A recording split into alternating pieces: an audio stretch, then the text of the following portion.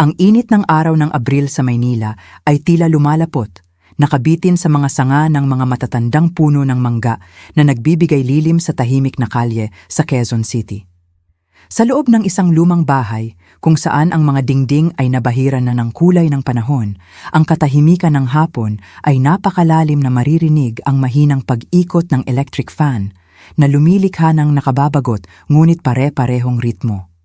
Ako, si Maria, sa edad na 68, ay may nakaugaliang personal na alagaan ang mga pagkain at pagtulog ng aking mga anak at apo, kahit na mayroon akong kasambahay, si Aling Nena. Sa aking mga kamay ay isang tray na may mga hiwa ng hinog na mangga, maingat na inihanda. Ang matamis na amoy ay banayad na lumalabas. Maingat akong naglakad sa malamig na tile na sahig, nagbabalak dalhin ang prutas sa sala, kung saan ang aking anak na lalaki, si Miguel, at ang aking manugang, si Sofia, ay nagpapahinga pagkatapos ng kanilang trabaho. Ang aking velvet slippers ay dumausdos ng tahimik, hindi gumagawa ng anumang ingay. Ito ang ugali ng isang babaeng buong buhay, ay maingat, takot na makagambala sa pagtulog ng kanyang asawa at mga anak. Ilang patak lang sa baso ng aking pinakuluang tubig para sa lagnat, mahal, ang sabi niya. Hindi lamang iyon ang narinig ko, kundi tumagos ito sa puso ko, malamig at matalim na parang scalpel.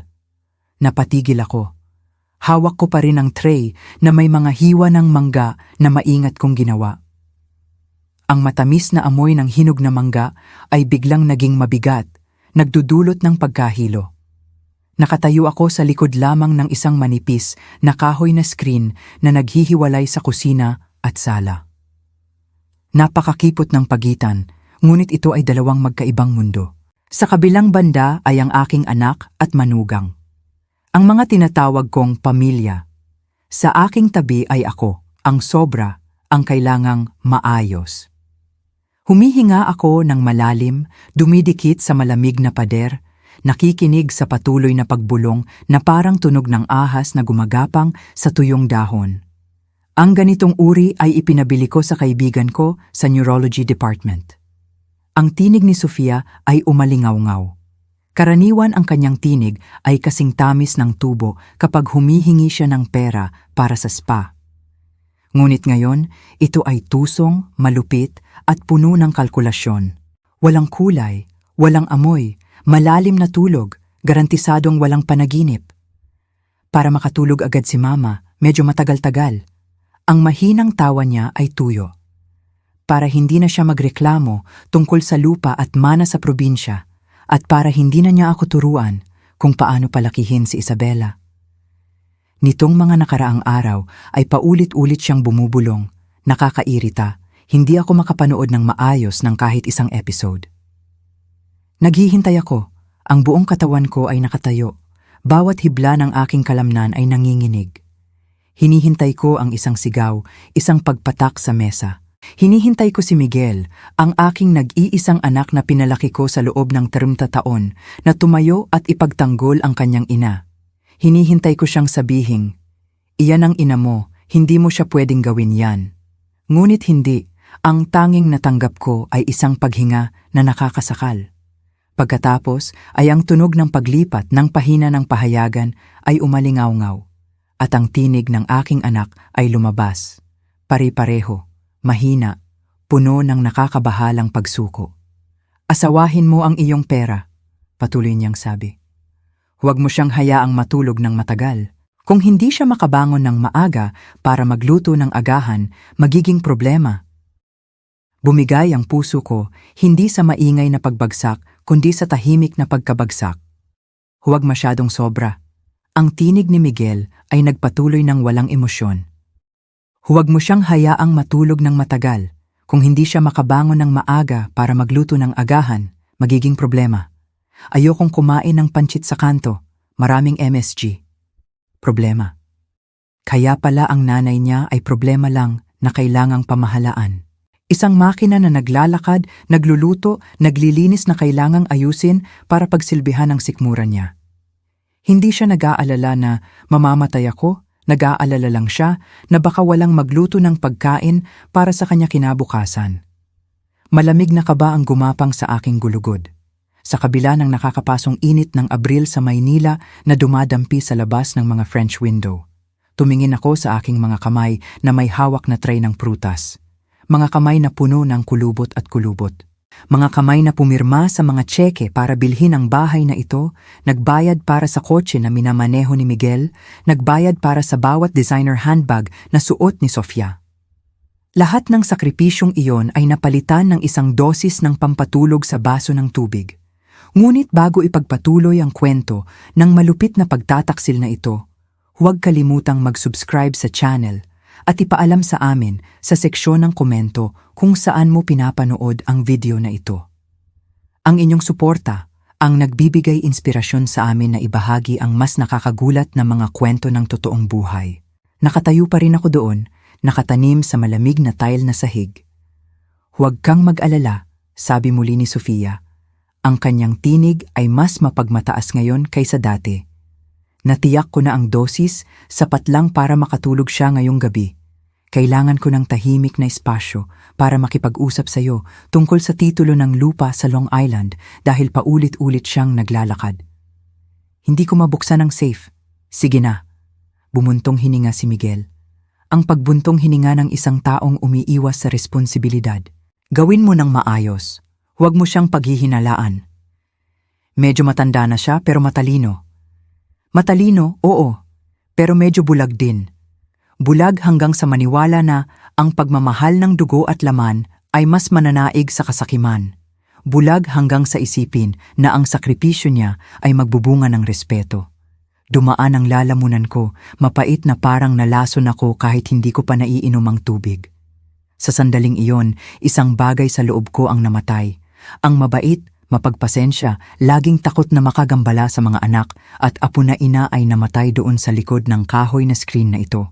Gusto nilang matulog ako, gusto nilang manahimik ako, ayaw nila akong maging sagabal sa kanilang mga masasamang plano. Sige, dahan-dahan kong ibinaba ang tray ng prutas sa isang maliit na mesa. Walang ingay. Hindi ako sumugod para sumigaw. Hindi ako umiyak para humingi ng pagmamahal. Ang luha ay isang luho na hindi ko sasayangin para sa mga taong minamaliit ang sarili nilang buhay. Tumingin ako sa aking refleksyon sa salamin sa pader sa tapat.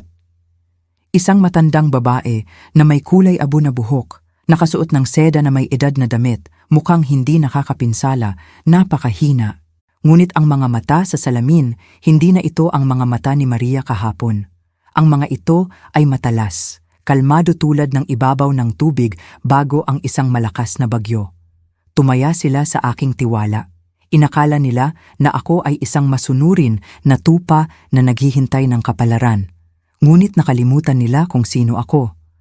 Ako ang babaeng nag-isang nagpatakbo ng buong negosyo ng paggawaan ng kahoy nang mamatay ang aking asawa sa gitna ng mga buwitrin ng negosyo. Nakatulog ako ng masyadong mahaba sa papel ng isang mabait na ina. At ngayon ang pampatulog nila ang gumising sa akin. Tinalikuran ko ang sala kung saan patuloy ang mga pagbubulungan ng mga plano. Ang aking mga paa ay nagtungo sa kusina kung saan naghihintay ang 2 baso ng tubig. Gusto nilang maglaro ng paglalagay ng gamot. Sige, tuturuan ko sila kung sino ang may kontrol sa bahay na ito. Ang katahimikan na gusto nila, makukuha nila ito. Ngunit ang halaga ay magiging mas mahal kaysa sa maaari nilang isipin. Dahan-dahan at maingat akong umatras na parang isang ligaw na hayop na nakakalanghap ng patibong. Ngunit sa halip na tumakbo, nagpa siya itong bumalik para manghuli. Lumiko ako sa pangalawang pasilyo kung saan nakalagay ang mga malamig na lumang tile para bumalik sa malawak na kusina. Ang kusinang ito ang dating puso ng bahay. Dito ako gumising ng 4 ng umaga para magpakulo ng sabaw. Dito ko tinuruan si Sofia kung paano magluto ng karne para ang sabaw ay kumapal at maging kulay mahogany. Ngunit ngayon, sa ilalim ng malamig na puting ilaw na sumasalamin sa makintab na itim na granite, ito ay mas mukhang operating room kaysa sa isang tahanan. At sa operating table na iyon, 2 pasyente ang naghihintay. 2 baso ng binang B na may chia seeds. Ang inumin na personal kong niluto kaninang tanghali. Pinakulo ng mahina sa loob ng 2 oras para lumabas ang tamis ng B. Naglagay ng ilang piraso ng pulot para sa thangyong. Lumapit ako sa island counter. Ang lamig mula sa mga yelo ay nagpapalabo sa crystal glass. Ang mga chia seeds na nakalutang sa likidong kulay amber ay tahimik tulad ng maliliit na mata na nakamasid sa akin. Kumunot ang noo ko. Matanda na ang nanay ko. Malabo na ang mata. Hindi na makakita. Ito ang madalas sabihin ni Sofia kay Miguel kapag nagrereklamo ako tungkol sa alikabok sa mga estante. Ngunit mali siya. Ang aking mga mata ay maaaring malabo sa karayom, ngunit hindi kailanman naging malabo sa kasinungalingan. Ang aking tingin ay tumigil sa kaliwang baso, isang bahid ng maputlang orange-brown na lipstick na nakalimbag sa bibig ng baso. Ang makabagong kulay ng lipstick na ipinagmalaki ni Sofia na binili niya ng 2 milyong peso. Uminom na siya ng kaunti kanina at iniwan doon para umakyat sa sala para makipagplano sa kanyang asawa. Ang natitirang baso ay mas puno, nakalagay ng maayos sa tapat, siguradong para sa akin. Hindi ako nagmadali na hawakan ang mga ito. Naglakad ako ng 2 hakbang papunta sa sulok ng kusina kung saan nakalagay ang smart trash can na gawa sa stainless steel. Sa sandaling lumapit ako, automatikong bumukas ang sensor lid. At doon, sa ibabaw ng mga balat ng prutas, ang katotohanan ay nakalatag ng walang pagtatago. Isang maliit na piraso ng foil na may manipis na punit sa gilid. Ilang maliliit na puting butil na hindi pa ganap na natutunaw sa basurahan. Tinitigan ko ito, bahagyang tumawa sa aking lalamunan. Pala, ang halaga ng aking katahimikan ay kasing mura lang ng isang pakete ng pulbos na ito? Sumikip ang puso ko ng isang beses pa, ngunit ang aking isipan ay nagyelo. Kaya ginawa nila ito. Hindi ito isang masamang biro, hindi isang panandali ang iniisip, kundi isang aksyon na naisagawa, may kalkulasyon, may intriga. Ang linden tea na pampalamig ng ina ay naging instrumento para lasunin ang sarili niyang ina. Bumalik ako sa harap ng 2 baso ng tubig. Ang paunang panginginig kapag nakatayo sa likod ng screen ay ganap na nawala. Ang mga payat ngunit matibay na kamay na ito ay nagtrabaho magdamag para bayaran ang utang ng kanyang asawa, pumirma sa mga bilyong kontrata para buhayin ang paggawaan ng kahoy. Ngayon, ang mga kamay na iyon ay naging hindi kapani-paniwalang matatag. Bumulong ako sa sarili ko. Ang tinig ay umalingaw-ngaw sa walang lamang kusina tulad ng isang panata. Gusto niyong maglaro ng pagpapalit ng konsepto? Okay. Magtuturo si nanay kung ano ang tunay na kapalit. Inabot ko ang aking kamay, determinadong hindi nag-aatubili. Kinuha ko ang baso ng linden tea na may marka ng lipstick ni Sofia. Ang baso ay nagyelo sa aking palad, maingat ko itong inilipat sa aking pwesto. Ngunit hindi pa tapos, bahagya kong inikot ang baso ng 1 degree, 2 degrees, 3 degrees, hanggang sa ang marka ng orange-brown na lipstick ay ganap na nakatago. Ngayon ay mukha itong natural na parang ito ang baso ng tubig na iniinom ko. Pagkatapos ay kinuha ko ang natitirang baso. Ang baso ng tubig na naglalaman ng regalong inihanda ng masunuring, manugang para sa pagtulog ng kanyang biyenan. Itinulak ko ito sa pwesto ni Sofia. Ang aking kilos ay makinis at malambot, hindi natapon kahit isang patak ng tubig. Tulad ng isang bihasang manlalaro ng chess na gumagawa ng isang mapagpasyang galaw sa chessboard ng buhay, ang 2 baso ng tubig ay muling tahimik na nakalagay sa malamig na granite countertop. Parehong kulay amber, parehong chia seeds na nakalutang, walang pagbabago sa panlabas na anyo, ngunit ang balanse ng kapangyarihan sa bahay na ito ay ganap na nabaligtad. Tumayo ako at tiningnan ang aking artwork ng isang segundo pa, ang sulok ng aking bibig ay bahagyang ngumiti. Gusto mo akong patulugin? Sofia, bulong ko sa hangin, iniisip ang kanyang mukha na puno ng tagumpay. Sige, ngayong gabi may matutulog. Matutulog ng malalim, matutulog para makalimutan ang kanyang madilim na puso. Inayos ko ang tela ng aking baba, pinatid ang aking kulay abo na buhok para maging maayos. Pagkatapos ay naglakad ako papunta sa side table, kinuha ang tray ng mangga na inihanda ko. Huminga ako ng malalim, pinipigilan ang pagkamuhi sa pinakailalim ng aking puso. Ang aking mukha ay lumuwag, ang aking matatalas na mata ay nawala ang kanilang talas. Pinalitan ng mahinahon, ngunit medyo nalilito na hitsura ng isang matandang babae na Ang dula ay nagsimula na, sabi ko ng mahina. Tingnan natin kung sino ang pinakamagaling na aktor ngayong gabi. Dala ang tray ng mangga, lumabas ako sa kusina, patungo sa sala na may mabagal, mabigat, pikeng mga hakbang. Sa aking isipan ay isang iniisip lamang. Gusto nila ng katahimikan, makukuha nila ito. Ngunit hindi sa paraang inaasahan nila.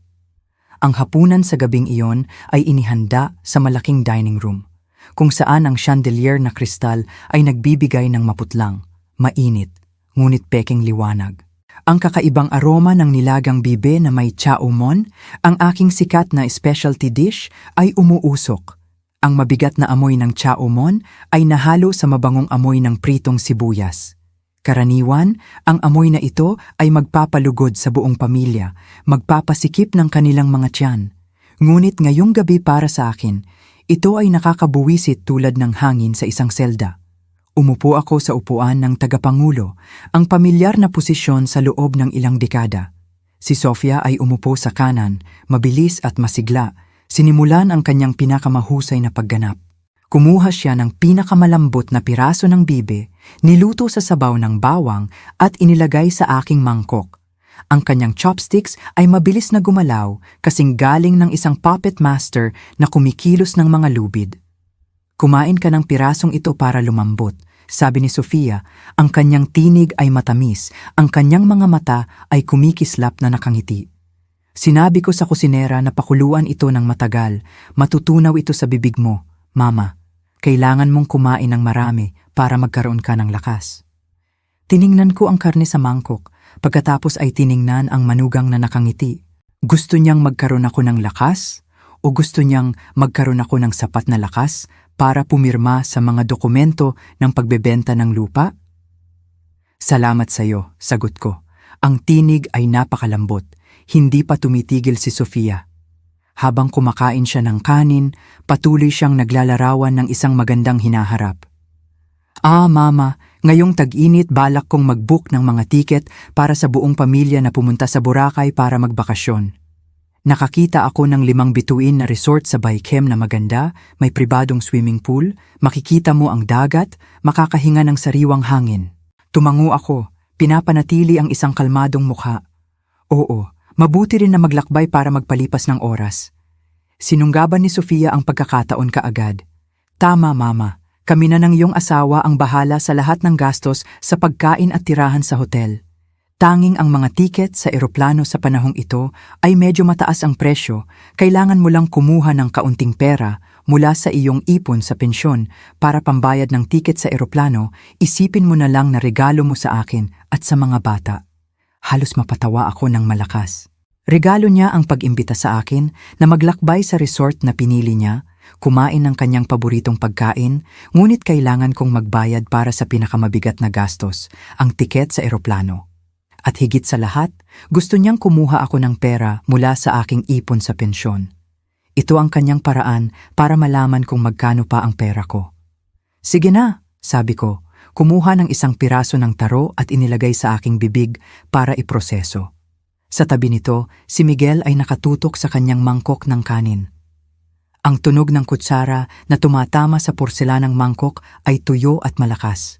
Hindi siya naglakas loob na tumingin sa akin. Pawis ang tumatagaktak sa kanyang noo kahit na ang aircon ay nakatakda sa 24 degrees. Alam niyang mabuti ang kaganapan ngayong gabi.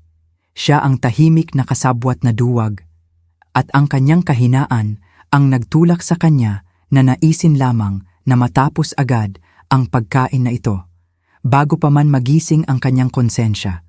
Sa kalagitnaan ng hapunan, ang mapagpasyang sandali ay dumating.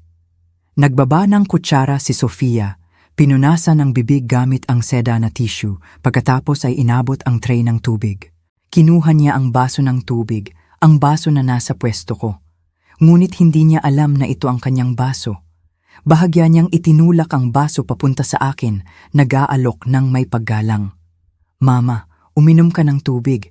Nakikita ko na madalas kang nagrereklamo tungkol sa hirap sa pagtulog. Palaging nagpupuyat, kawawa ka naman. Ang iyong linden tea ay ang pinakamaganda, nagpapalamig, nagpapagaling ng atay. Uminom ka ng basong ito para lumamig ang iyong tiyan. Siguradong matutulog ka ng mahimbing ngayong gabi hanggang umaga, walang panaginip. Ang mga salita ni Sofia ay naglalaman ng artipisyal na pag-aalala na nakakalungkot. Gusto niyang uminom ako, hindi para gumaling, kundi para malubog ako sa dilim, para malaya niyang mabuksan ang aking safe. Tiningnan ko ang baso ng linden tea na kulay amber sa harap ko, ang malamig na baso ng tubig. Mabagal kong inangat ito. Nakita ko ang malabong bakas ng lipstick ni Sofia na maingat kong inilipat sa likuran. Ngayon ay nasa aking palad, nakatago sa kanyang paningin. Tumingin ako diretso sa mata ni Sofia. Ang aking tingin ay malalim, kalmado at matalim. Nagulat siya ng bahagya, ang ngiti sa kanyang labi ay bahagyang tumigas, ngunit ang kasakiman ang nagbukas ng kanyang mga mata. Salamat sa iyo, sabi ko. Bawat salita ay mabagal at malinaw, umaling-awngaw sa katahimikan ng dining room.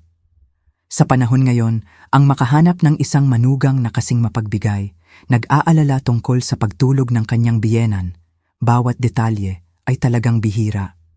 Kailangan kong magdasal ng ilang buhay para magkaroon ako ng ganito. Ngumiti si Sofia, ang kanyang ngiti ay hindi nagtatago ng tagumpay. Sinasabi mo lang iyan, tungkulin ko naman.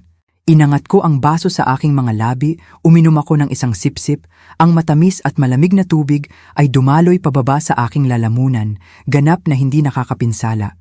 Uminom pa ako ng isang sipsip at pagkatapos ay ibinaba ang baso sa mesa, bumuntong hininga ng maluwag. Masarap, anak. Nang makita ni Sofia na uminom ako, nagliwanag ang kanyang mga mata. Bumuntong hininga siya ng maluwag. Naniwala siyang nakagatna ang isda. Walang pagdududa, kinuha niya ang baso ng tubig, ang baso na nasa kanyang pwesto. Ang baso na naglalaman ng tahimik na regalo na inihanda niya para sa akin. Kung gayon, uminom ka rin para lumamig, sabi ni Sofia na masaya at itinaas ang baso upang uminom nang malakas na parang ipinagdiriwang ang paparating na tagumpay. Pinanood ko ang kanyang lalamunan na gumagalaw habang nilulunok niya ang bawat sipsip ng lason. Uminom ka, manugang ko, bulong ko, uminom ka ng alak ng kasal na ito. 20 minuto ang lumipas, nagpatuloy ang hapunan sa kakaibang kapaligiran. Si Miguel ay patuloy na kumakain, sinusubukang baliwalain ang hindi nakikitang tensyon. Si Sofia ay nagsimulang magsalita tungkol sa negosyo, ang pangalawang pangunahing layunin ng gabi matapos mapatulog ako. Miguel, nakita mo ba ang spa na sinasabi ko sa Distrito 1? Ang tinig ni Sofia ay puno ng sigla. Napaka-prime na lokasyon, nasa gitna ng kalye. Maraming mga dayuhang turista, kailangan ng may-ari ng pera, kaya mabilis na ibinebenta sa mababang presyo. Iniisip ko na humingi ng tulong sa mama. Tumigil siya at bumalik sa akin para maningil ng puhunan, ngunit ang kanyang salita ay nabalaho. Ang dila niya ay parang hinila ng kung sino. Humihingi ng tulong sa mama para sa spa investment. Biglang nagdilim ang tinig ni Sofia, tulad ng isang lasing, ang kanyang mga mata na kumikislap sa kalkulasyon ay biglang naging hangal, matamlay. Ang kanyang mga talukap ng mata ay nahulog ng mabigat, kumikislap ng paulit-ulit, ngunit hindi mabuksan. Malakas niyang inalog ang kanyang ulo, sinusubukang itaboy ang biglaang at matinding pagkahilo na parang tsunami. Bakit bigla akong nahihilo? Bulong ni Sofia, ang kanyang tinig ay malambot. Ang kanyang kamay ay naghahanap ng baso ng tubig para magising. Ngunit ang kanyang mga daliri ay hindi na sumusunod sa utos ng kanyang utak. Ang kanyang mga kalamnan ay malambot. Ang pilak na chopstick sa kamay ni Sofia ay nahulog, bumagsak sa plato ng pagkain. Ang nakakabinging tunog ay nagpatalsik ng sabaw ng gabi sa makintab na kahoy na ibabaw. Ang buong katawan ni Sofia ay naging malambot, siya ay natumba sa upuan. Ang kanyang mga mata ay nanlalaki na naging puti sa sandaling iyon, puno ng takot at pagkalito. Bago tuluyang bumagsak ang kanyang mga talukap ng mata, ang gamot ay gumana at ang dula ay natapos. Si Sofia ay bumagsak sa makintab na kahoy na mesa. Isang mabigat na buk na tunog ang gumulantang sa mga plato ng pagkain. Kasunod nito ay isang tunog na mas nakakatakot pa. Ang malalim, pantay na paghilik na parang tunog ng paghinga ng pugon. Ang kanyang nakalaylay na ulo ay nakapatong sa tabi ng natapon na mangkok ng sabaw. Ang sabaw ay tumulo at nagbasa sa isang manggas ng mahal na seda. Ang espasyo ng dining room ay tila nagyelo sa isang sandali. Ang tanging naririnig ay ang mahinang ugong ng aircon at ang nakakakilabot na paghilik ni Sofia. Ibinaba ni Miguel ang kanyang mangkok ng kanin sa mesa. Ang mga chopstick ay nagkalat.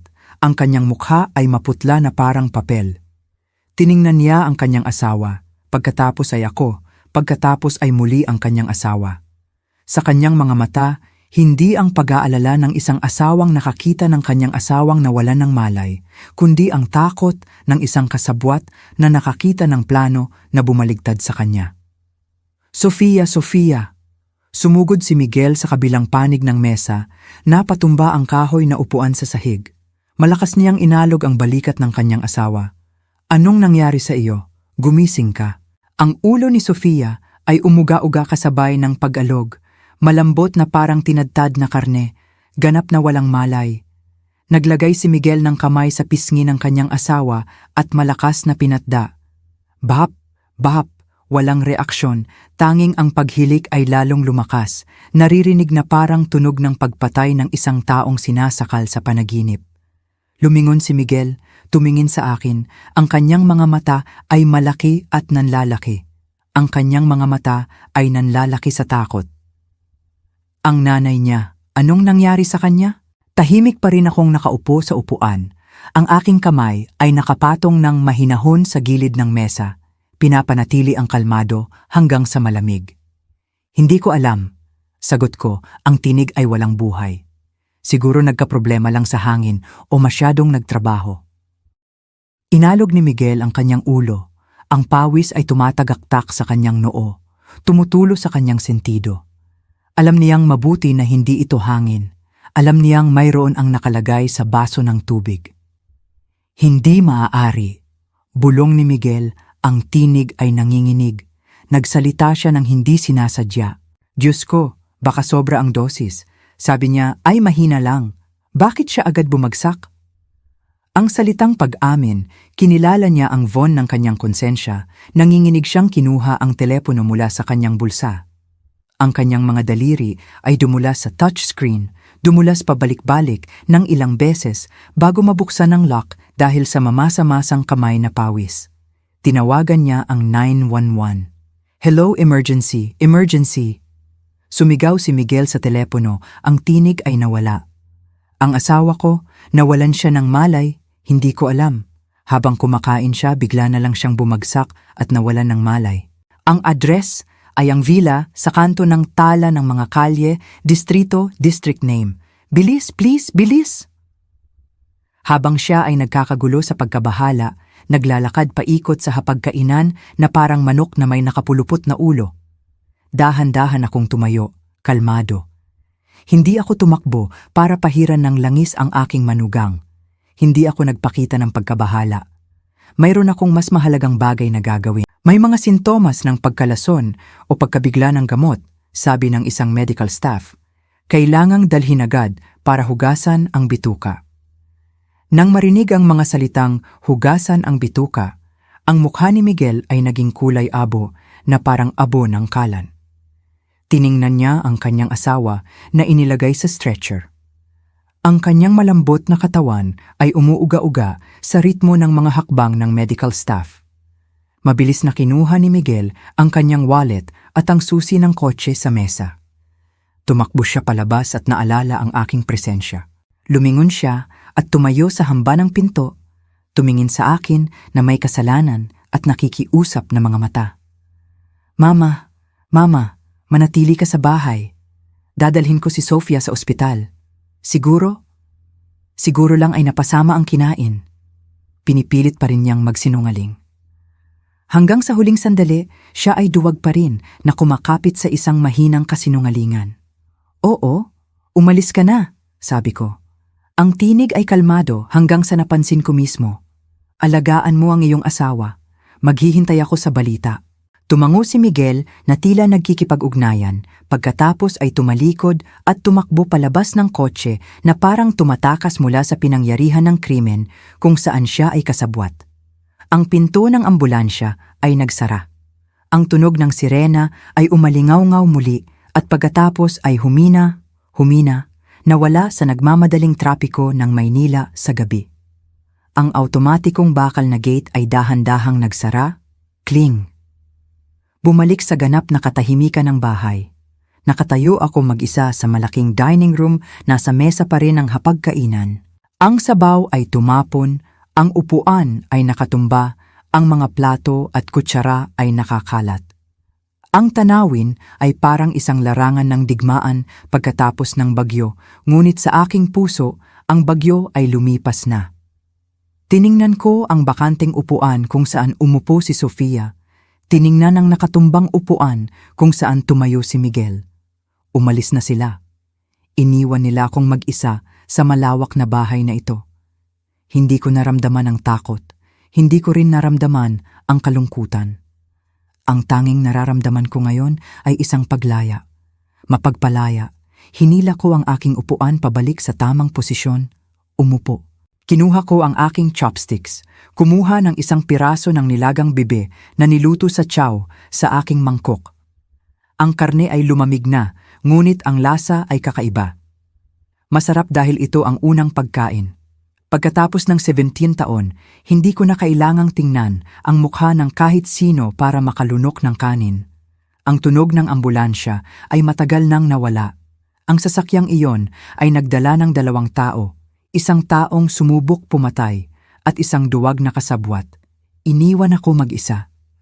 Sa 3 palapag na malaking villa sa gitna ng mataong distrito. Ngunit ngayon ay kasing lamig ng isang malaking libingan.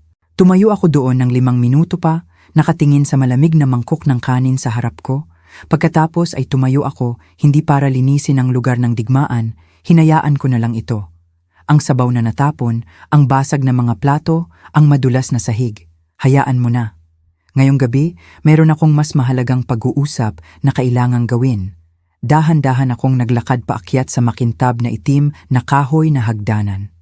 Ang tunog ng aking mga yapak ay umaling-awngaw, nakakabingi, tumatama sa mga dingding na puno ng walang buhay na mga likhang sining. Unang palapag, dumaan ako sa maliit na sala. Ang aking mga mata ay dumapo sa Italian leather sofa. Naalala ko kung gaano kahigpit si Sofia sa pagbili nito. Mama, gaano katamis ang tinig niya noon. Ang bahay natin ay isang lumang French villa.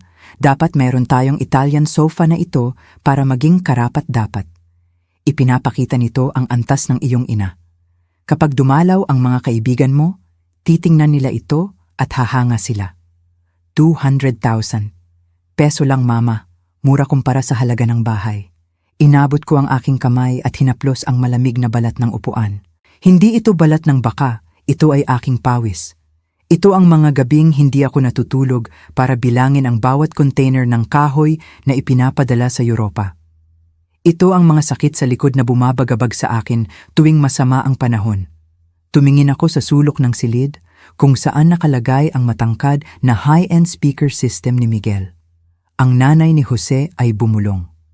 Kailangan ko ang sound system na ito para makinig sa musika at mag-relax pagkatapos ng nakakapagod na trabaho. Nakakabuti ito sa pagiging produktibo. 300,000 peso, ngunit ginagamit habang buhay, Mama. Pagiging produktibo o paglubog sa sariling mundo, binabaliwala ang kanyang ina na naghihirap sa kusina. Nagpatuloy ako sa pag-akyat sa 2 palapag. Ang silid tulugan ng kanyang anak at manugang ay nakabukas ang pinto. Maingat kong itinulak ang pinto at pumasok. Ang silid ay mabango ng pabango ng Chanel. Ang vanity table ay puno ng mga mamahaling lipstick at compact powder. Sa sulok ng silid, ang display cabinet na naglalaman ng 7 koleksyon ng Hermes na handbag ni Sofia ay kumikinang sa ilaw ng night lamp. Ang bawat bag doon ay nagkakahalaga ng kabuhayan ng isang ordinaryong manggagawa. At lahat ay naswipe mula sa auxiliary card na bukas palad kong ibinigay sa kanya. Nakatayo ako sa gitna ng marangyang silid at ang katotohanan ay biglang bumulaga, tumama sa aking dibdib na parang isang suntok. Hindi ako nakakita ng isang tahanan. Nakakita ako ng isang malaking accounting ledger. Nakakita ako ng isang sistema ng mga parasitiko na nakadikit sa host para humigop ng dugo. Kaya pala, bulong ko, ang aking tinig ay nanginginig sa kadiliman. Sa loob ng maraming taon ay inisip kong ako ang haligi ng pamilya. Napatawa ako. Isang mapait, tuyong tawa. Haligi ng ano? Isa lamang akong ATM na buhay. Isang ATM na nakakapunta sa palengke. Isang ATM na kayang magluto ng nilagang bibe. Isang ATM na otomatikong naglalabas ng pera kapag nagrereklamo ang mga anak. Hindi nila ako mahal. Hindi kailanman. Mahal nila ang aking ATM card. Mahal nila ang aking credit limit. Ang aksyon ng paglalagay ng gamot ngayong gabi ay hindi isang biglaang pagkilos. Napagtanto ko ito sa masakit na kalinawan. Ito ay isang proseso ng pagpapanatili. Kapag ang ATM ay nagsimulang maglabas ng mga kakaibang tunog, mga hinaing, mga tagubilin, mga salungat na opinyon, ang gumagamit ay nakakaramdam ng pagkainis. Hindi nila gustong marinig ang makina na nagsasalita, gusto lang nila ng pera. Kaya nagpasya silang i-maintain ito. Isang dosis ng pampatulog, isang sapilitang katahimikan. Para patuloy na gumana ng maayos ang makina, magbigay ng pera ng walang karapatang magsalita. Tumalikod ako at lumabas sa silid na puno ng amoy ng pera, nagtungo direkta sa ikatlong palapag. Silid ng mga alaala, ang amoy ng insenso ay banayad, ngunit hindi sapat na mainit para mawala ang lamig sa aking puso. Nanginginig akong nagsindi ng 3 piraso ng insenso at isinaksak sa tanso na incense burner. Ang usok ng insenso ay umakyat, gumuguhit ng mga ilusyon na bilog sa hangin. Tumingin ako sa larawan ng aking namayapang asawa, Jose, sa altar. Siya ay nakatingin pa rin sa akin na may mahinahong ngiti, ang kanyang mga mapagmahal na mata na minsan kong minahal ng husto. Ngunit ngayon hindi ako naghahanap ng aliw. Naghahanap ako ng pag-amin. Jose, tinawag ko, ang aking tinig ay nabiyak sa tahimik na espasyo. Nakikita mo ba? Nakikita mo ba kung ano ang naging resulta ng napakalaking negosyo na itinayo natin? Tumingin ako diretso sa kanyang mga mata sa larawan na parang siya ay nakatayo sa harap ko. Nagkamali ako, mahal ko. Nagkamali ako ng malubha. Hinampok ko ng bahagya ang aking dibdib kung saan ang aking puso ay patuloy na kumikibot. Inisip kong ang pagmamahal ay pagbibigay ng lahat. Inisip kong ang sakripisyo ng buhay ng ama para sa buhay ng anak ay tama. Natatakot akong maghirap siya tulad ko noon. Natatakot akong magkaroon siya ng kakulangan. Ang aking mga luha ay nagsimulang tumulo, ngunit mabilis kong pinunasan. Ngunit nagkamali ako. Hindi ko pinalaki ang mga anak. Nagpapalaki ako ng demonyo. Isang tamad at walang utang na loob na demonyo. Itinuro ko pababa sa palapag kung saan tahimik na nakalagay ang mga mararangyang gamit. Hindi niya ako itinuturing na ina. Itinuturing niya akong infrastruktura. Elektrisidad, tubig, wifi. Kapag naroon, natural lang. Kapag nawala, nakakainis. At kapag ang infrastruktura ay nasira, handa siyang gumamit ng kemikal para ayusin ito. Huminga ako ng malalim, ang amoy ng insenso ay pumasok sa aking ilong na nagpasakit sa aking ilong. Galit ka ba sa akin? Nang aking pinabayaan si Miguel, nang hinayaan kong umakyat ang aking manugang sa aking ulo at leeg, tahimik akong naghintay na parang umaasa ng sagot mula sa kawalan. Tanging ang tunog ng mga gecko na nagkalikot sa kisame ang naririnig. Hindi ka sumasagot, pero alam kong masakit ka. Masakit din ako. Masakit, mahal ko. Hinawakan ko ang gilid ng altar, ang aking mga daliri ay namumuti. Ngunit masakit din ang gawin. Ang tumor na ito ay kumalat na. Kung hindi ito aalisin, mamamatay ang buong pamilya. Tumayo ako ng tuwid, pinunasan ang huling mga patak ng luha. Ang aking mga mata ay tumingin sa larawan ng aking asawa. Ngayon ay wala ng kahinaan o pagmamakaawa. Ito ay nagliliyab. Ang apoy ng isang babaeng na itulak sa pader at nagpasya na kumuha ng sulo at sunugin ang buong kagubatan para makahanap ng daan palabas. Ngayong gabi hindi ako matutulog. Jose, sabi ko sa kanya. Ang aking tinig ay tumigas, matatag. Kailangan kong magplano, isang detalyadong plano. Tumingin ako sa labas ng bintana sa ikatlong palapag kung saan ang mga ilaw ng lungsod ay kumikislap sa malayo. Pinaputol ko siya sa suso noong siya ay 3 taong gulang. Ngayon ay puputulin ko siya muli. Ang gatas ng pera.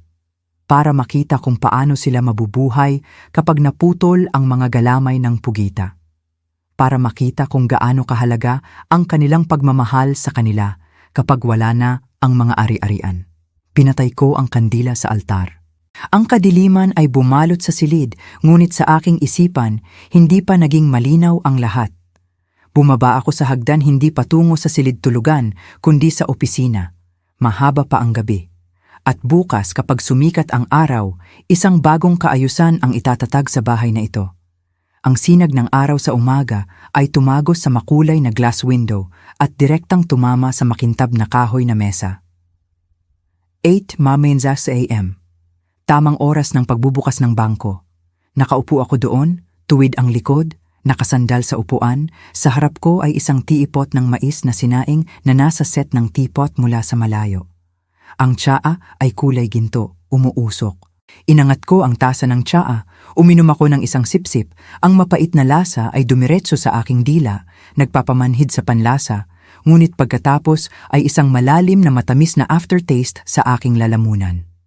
Tulad ng gagawin ko ngayon, mapait muna, pagkatapos ay matamis, o hindi bababa sa iyo ng paglaya. Inilapag ko ang tasa ng tsaa, ang tunog ng keramika na tumatama sa kahoy ay tuyo sa tahimik na silid. Hinawakan ko ang telepono, hindi na nanginginig tulad kahapon. Hindi na nag-aatubili, tinawagan ko ang hotline para sa mga VIP customer ng BDO. BDO, nakikinig. Ako si Athiner Santos, employee ID number. Paano ako makakatulong kay Madam Maria? Ang tinig ng empleyadong lalaki ay propesyonal, masigla at puno ng paggalang. Agad niyang nakilala ang numero ng telepono ko. Siyempre. VIP customer ako. Ang may hawak ng mga savings passbook na kinatatakutan ng kanilang branch na baka ko bawiin. Hello, Ate Min Santos, sabi ko. Ang tinig ay kalmado na parang nag-o-order sa restaurant. Nais kong gumawa ng ilang agarang pagbabago sa aking mga account ngayong umaga. Pakiproseso ka agad, ha? Opo, Madam Maria, sabihin niyo lang po. Binubuksan ko na po ang inyong file. Gusto niyo bang mag-transfer o mag-renew ng passbook? Huminga ako ng malalim, tumingin sa listahan ng mga gawain na isinulat ko kagabi. Ang puting papel, ang maitim na tinta, bawat linya ay isang gunting na pumutol sa nabubulok na umbilical cord. Hindi, sagot ko. Una kong gustong i-cancel. I-cancel ang automatikong buwanang paglilipat ng pera mula sa aking checking account patungo sa account ng aking anak na si Miguel. Halagang 50,000 PHP sa ika-5 araw ng bawat buwan. May isang segundong katahimikan sa kabilang linya, marahil ay nagulat siya. Ang buwanang paglilipat na ito ay umiiral na sa loob ng 10 taon, pare-pareho tulad ng orasan. Ito ang aking sweldo para sa katamaran ng aking anak. Nai-record ko na po ang inyong kahilingan na i-cancel ang buwanang 50,000 PHP para kay Miguel. Gusto niyo po bang i-cancel simula sa susunod na buwan? Agad kong pinutol ang kanyang tinig na malamig. I-cancel ka agad, hindi pa na-transfer ngayong buwan, tama? Opo, ito ay ikalawa pa lang. Sandali akong natigilan nang marinig ko ang pangalan ng aking apo, si Isabela, ang mabait at matalinong apo, ang tanging aliw ko sa bahay na ito, wala siyang kasalanan. Hindi ko maaaring hayaan ang labanang ito, nasaktan siya, ngunit hindi ko rin maaaring hayaan ang kanyang mga magulang na gamitin ang pera ng pag-aaral ng kanyang anak bilang dahilan para manghingi. I-cancel ang paglipat ng matrikula para kay Miguel, sabi ko ng matatag. Sa halip, makipag-ugnayan ka sa accounting department ng International School para sa akin, mag-set up ng direktang order ng pagbabayad mula sa aking account papunta sa account ng paaralan. Susustentuhan ko ang pag-aaral ng aking apo, ngunit hindi ko na ibibigay ang pera sa pamamagitan ni Miguel. Naiintindihan mo ba ang ibig kong sabihin? Isang buntong hininga ng ginhawa ang umalingaw-ngaw mula kay Atiner Santos. Naintindihan niya, hindi ito walang habag na kalupitan, ito ay tumpak na kontrol. Opo, naiintindihan ko na po, madam. Makikipag-ugnayan ako sa paaralan ngayong umaga. Kaya, pinutol ang allowance, kinansela ang auxiliary credit card, na-freeze ang interes sa ipon, at binago ang channel ng pagbabayad ng matrikula. Pakikumpirma po muli. Tumingin ako sa labas ng bintana, tumaas na ang araw, nakasisilaw at maliwanag. Ang mga palayok ng bougainvillea sa balkonahe ay umuuga sa malayang hangin. Kinukumpirma ko, sabi ko. Opo, lahat ng transaksyon ay naproseso na sa sistema, mga 15 na minuto na lang at magiging epektibo na sa buong network. Bahagyang nag-alinlangan si Attorney Santos, pagkatapos ay nagdagdag, ang kanyang tinig ay puno ng pakikiramay ng isang hindi sinasadyang saksi sa isang trahedya ng pamilya. Madam Maria, patawad kung ako ay nakikialam, ngunit sigurado po ba kayo? Nakakagulat ang ganitong pagputol sa kanila. Si Miguel ay maaaring magkaroon ng negatibong reaksyon. Ngumiti ako, isang ngiti ng kaginhawahan na kakaiba. Hinawakan ko ang tasa ng tsaa, inikot ito sa aking palad. At Tyler Santos, alam mo, sabi ko, ang tinig ay bumaba, naglalaman ng isang buhay ng masakit na pagninilay-nilay. Alam mo ba, sinasabi ng mga tao na ang gatas ng ina ay pinakamaganda para sa mga sanggol. Ngunit kung ang sanggol na iyon ay 40 taong gulang na at nakasuso pa rin, ang gatas na iyon ay lason.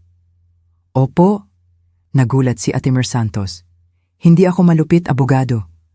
Bumulong ako sa telepono na parang huling pag-amin. Nagpapasuso ako. Nagpapasuso ako ng isang 40 taong gulang na bata.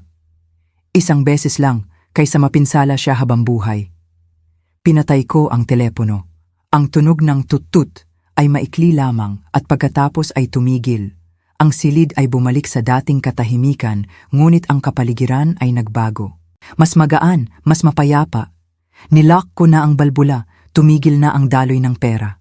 Ngayon ay uupo na lang ako dito, iinumin ang natitirang tasa ng tsaa at hihintayin ang bagyo. At alam kong darating ito ng mabilis. Eksaktong 3:00 ng hapon, ang bagyo na aking hinintay ay sa wakas ay dumating. Hindi ito nagdala ng madilim na ulap o kulog. Dumating ito sa anyo ng isang puting Mercedes C300. Ang kotse na personal kong binayaran noong ika-30 kaarawan ni Miguel. Bumangga ito sa bakuran ng bahay, ang tunog ng pagpreno ay nakakabinging tunog sa tile. Ang pinto ng kotse ay bumukas, si Miguel ay sumugod palabas, hindi man lang isinara ang pinto, ang kanyang anyo ay hindi kailanman nakita. Malinis ang kanyang kamiseta, basa ang likod ng pawis, nakatabingi ang kurbata, ang kanyang mukha ay pula, hindi dahil sa araw ng Manila, kundi dahil sa isang galit na pinipigilan ng kahihiyan. Siya ay sumugod diretso sa sala kung saan ako ay kalmadong nakaupo na may malamig na tipot. Mama! Ang sigaw niya ay nagpagalog sa mga salamin ng bintana. Anong ginagawa mo? Nakatayo siya na nakapatong ang mga kamay sa mesa, humihingal na parang galit na toro. Ang kanyang mga mata ay puno ng pulang ugat, nakatingin sa akin na puno ng sama ng loob.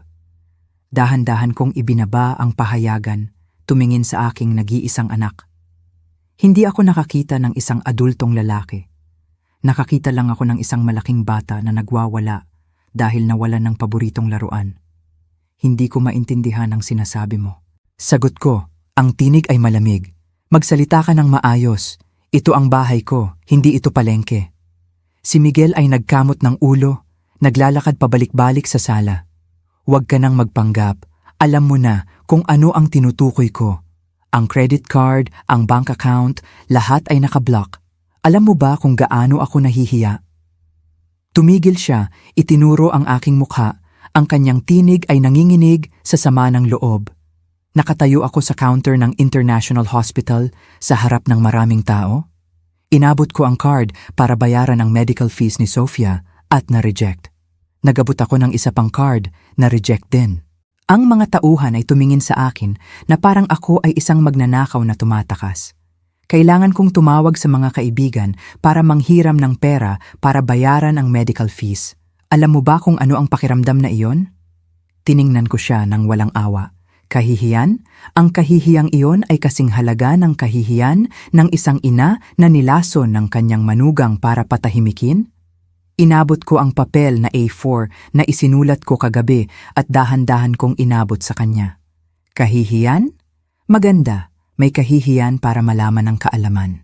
Uminom ako ng isang baso ng malamig na tsaa, ang lasa ay dumadaloy sa aking dila. Nag-iisip ka kung bakit in-block ng mama ang card? Tingnan mo ang papel na yan. Si Miguel ay sumilip sa papel. Naroon ang mga numero. Ang mga numero na nagsasalita, kinuha niya ito, nanginginig ang kanyang kamay. Ano ito? Tanong niya. Ang tinig ay mas mahina. Ang balanse ng iyong buhay. Sagot ko, bawat salita ay sinasabi ko ng mabagal. Ang condominium unit sa Sunrise City View, Distrito 7. Binili ni Mama bilang regalo sa kasal, 7 milyong PHP. Ang kotse na minamaneho mo, 3 milyong PHP. Ang suportang pampuhunan para sa iyong kumpanya, 4 milyong PHP. Ang mga spa, handbag, at sapatos na binili ni Sofia gamit ang card sa loob ng FIMS taon. 2 milyong PHP para sa matrikula ng International School ni Isabela bawat taon. 500,000 PHP kada taon na 6 taon. Hindi pa kasama ang pagkain, kuryente, tubig, mga biyahe sa Europa, Asia. Tumigil ako at tumingin diretso sa kanyang mga mata. Kabuuang higit sa 20 milyong PHP. Pera ni Mama, pawis, luha ni Mama at ng iyong ama. Si Miguel ay umatras ng isang hakbang. Ang kanyang mukha ay walang bahid ng dugo. Ang mga numero ay kasing linaw ng mga sampal na paulit-ulit na dumadampi sa kanyang mukha. Mama, ang kanyang tinig ay bahagya. Nagbibilang ka ba ng bawat sentimo para sa iyong sariling anak? Binigyan kita, akala ko masaya ka, hindi ko alam na nagkakautang ako. Hindi ako nagkakautang, pinutol ko siya. Nagsimula ako. Nag-invest ako sa pagmamahal ng pamilya. Ngunit kahapon na pagtanto ko na ang investment na ito ay malaking pagkalugi. Hindi lamang nilinlang ng kapartner, kundi pati na rin tinangkang patayin ng investor. Si Miguel ay nanginginig. Alam niya ang tinutukoy ko. Ngunit ang kanyang likas na kaligtasan bilang isang duwag ang nagtulak sa kanya na magpatuloy sa pagsisinungaling. Patayin ano? Nag-iisip ka lang ng kung ano-ano, Mama. Nagmatigas si Miguel sa pagtatalo, ngunit ang kanyang mga mata ay umiiwas. Ang nangyari kagabi ay aksidente lamang, si Sofia ay may allergy sa pagkain, sabi ng doktor. At ang pakete ng pulbos na nakita mo, sinabi ni Sofia na ito ay isang herbal dietary supplement na pampakalma para sa magandang pagtulog lamang. Gusto lang niyang makatulog ka ng maayos para mabawasan ang tensyon sa pamilya. Herbal? Napatawa ako. Isang tawa na mapait at matalas na parang kutsilyo. Anong uri ng herbal na nagpapalabas ng bula sa bibig ng iyong asawa, natutulog na parang bangkay sa tubig? Hindi magising, kahit sampalin? Anong uri ng herbal na kailangan itong ilihim sa baso ng biyenan sa likod ng screen? Nauubusan ng salita si Miguel, nakabuka ang bibig ngunit hindi makapagsalita. Napagtanto niya na alam ko na ang lahat, narinig ko na ang lahat. At higit pa, napagtanto niya kung bakit si Sofia ang bumagsak at hindi ako. Mama, sabi niya, ang kanyang mukha ay nagbago mula pula patungong berde. Mama, ano ang ginawa mo? Ginawa ko ang kailangan para protektahan ang sarili ko. Lumapit ako sa kanya, pinilit siyang tingnan ang katotohanan. Huwag mong pagtakpan ng sakit o mga halamang gamot. Tinuring niyo akong ATM. Kapag ang ATM ay nagsimulang magreklamo, gusto niyo bang bunutin ang plug para tumahimik ito, hindi ba? Si Miguel ay yumuko. Ang kanyang katahimikan ang pinakamalinaw na sagot. Makinig ka, Miguel, sabi ko. Ang tinig ay bumaba, ngunit may bigat na libu-libong kilo. Hindi ko ibinibilang ang interes sa 20 milyong PHP na iyon. Itinuturing ko itong pagkalugi. Ngunit mula ngayon, ang balbula ng pera ay tuluyang nalakna. Hindi mo magagawa yan. Si Miguel ay tumingala. Desperado. Si Sofia ay kakalabas lang sa ospital. Ang kumpanya ko ay nahihirapan, si Isabela ay kailangan pa ring mag-aral. Gusto mo ba kaming patayin? Hindi, sabi ko, umiling. Naililigtas ko kayo. Tinuturuan ko kayong mag-aral na dapat sana ay itinuro ko 20 taon na ang nakakaraan. Kung gusto mong kumain, kailangan mong magtrabaho. Itinuro ko palabas. Umuwi ka na. Alagaan mo ang iyong asawa at anak. Maghanap ka ng sarili mong pera para sa bayarin sa ospital. Maghanap ka ng sarili mong pera para sa gasolina. Kung nahihiya ka kapag na-reject ang iyong card, gamitin mo ang kahihiyan na iyon bilang motibasyon para magtrabaho. At tandaan mo ito ng mabuti, idinagdag ko ang pangwakas na pangungusap. Kung ang pera ko ay nagbigay sa iyo ng karapatang mabuhay, ng marangya, binigyan din nito ako ng karapatang magkaroon ng boses sa bahay na ito. At kung hindi mo na gustong marinig ang tinig ko, ituring mo akong problema. Hindi ka nakarapat dapat makatanggap ng kahit isang sentimo mula sa akin. Tama ba? Si Miguel ay tumayo na parang napako sa kinatatayuan. Tiningnan niya ako na parang isang estranghero. Ang ina na laging nagbibigay ng pera, laging tumatango ng maluwag, laging nagpapasakop ay nawala na. Sa harap niya ay isang malupit at patas na amo. At wala siyang anumang ari-arian na isasangla maliban sa piking pagmamahal na hindi ko binili. Umuwi ka na, sigaw ko. Si Miguel ay nagulat. Tumalikod siya at lumabas ng pinto na parang lasing. Wala na ang pagmamalaki noong pumasok siya, tanging ang matinding pagkalito ng isang parasitiko na itinapon ng host sa ilalim ng masakit na sikat ng araw. Tiningnan ko ang kanyang likod na nawala sa likod ng pinto. Ang pinto ay nagsara. Umupo ako sa upuan. Kinuha ang papel na A4. Pinunit ito sa 2, pagkatapos ay sa 4, at itinapon sa basurahan. Ang nakaraan ay nabayaran na. Si Miguel ay umalis na. Ang bakal na gate ay nagsara sa likuran niya. Ngunit alam kong hindi pa garantisado ang aking kaligtasan. Ang sugatang hayop ang pinakamapanganib na hayop. Maaaring duwag si Miguel, ngunit si Sofia ay sakim. At kapag ang kasakiman ay naitulak sa pader, ito ay tutugon. Kailangan ko ng kalasag, isang huling pagpipigil upang matiyak na kahit makapikit ako at humihinga ng huli bukas, hindi nila mahahawakan ang gusto kong protektahan. Hindi na ako makakalaban ng mag-isa. Nagtaas ako ng telepono, hindi agad tumawag sa abogado. Tinawagan ko ang tanging tao sa basag na pamilyang ito na mayroon pa akong tiwala. Ang aking apo. Isabela, sabi ko nang sumagot ang bata. Sinusubukang panatilihin ang aking tinig na kasing kalmado ng makakaya. Anong oras ka matatapos sa klase ngayong hapon? Pumunta ka sa vegan coffee shop sa kanto ng pangalan ng kalsada para makipagkita sa akin. Huwag mong sabihin kina mama at papa. Opo, alam ko na. Ang tinig ng bata ay nanginginig sa pag-aalala. Alam niya kung ano ang nangyayari. Siya ay nakatira sa bahay na iyon, humihinga ng parehong nakakalason na hangin, paano hindi niya malalaman. 4:00 p.m., ang vegan coffee shop na nakatago sa likod ng isang malaking bulaklak na gumagapang, tahimik at hiwalay sa ingay ng Maynila. Pumili ako ng isang nakatagong sulok kung saan ang malambot na liwanag ay tumatagos sa mga bintanang may slats. Pumasok si Isabela, nakasuot siya ng berdeng uniforme, puting polo shirt. Ang kanyang balikat ay may mabigat na bag. Ako ang gumawa, sagot ko, hinawakan ang malamig niyang kamay. Ngunit gusto kong malaman kung ano ang iyong narinig. Huminga ng malalim si Isabela, sinusubukang pigilan ang paghikbi. Narinig ko noong gabing iyon, hindi pa ako natutulog, nauuhaw ako kaya gusto kong bumaba sa kusina. Habang naglalakad ako sa sala, nakita ko si Mama Sofia na bumubulong sa aking ama. Tumigil siya. Nahihirapang lumunok. Sinabi ni Mama Sofia, sinabi niyang kailangan siyang patulugin ng mahimbing. Hindi lang para manahimik, Lola. Ang aking puso ay tumitibok ng malakas. Ang aking hinala ay tama. May isa pang layer sa ilalim ng malalim na hukay na ito. Kung gayon, para saan? Tanong ko, hinigpitan ng kanyang kamay. Para kunin ang susi ng safe, sabi ni Isabela, ang kanyang tinig ay nabiyak. Sinabi ni Mama Sofia na palagi mong suot ang susi at ang kwintas sa iyong leeg. Gusto niyang makatulog ka ng mahimbing para matanggal ito. Kailangan niyang kunin ang titulo ng lupa na 3,000 megawatt sa Longthan. Sinabi niya na ang lupang iyon ay maaaring ibenta ngayon sa halagang 40 milyong PHP. sapat para bayaran ang utang sa online gambling ng aking ama at mabayaran ang pagkalugi ng kanyang spa. Ako ay natigilan. 40 milyong PHP. Ang lupa ng aking ninuno na balak kong itabi bilang dowry para kay Isabela sa hinaharap.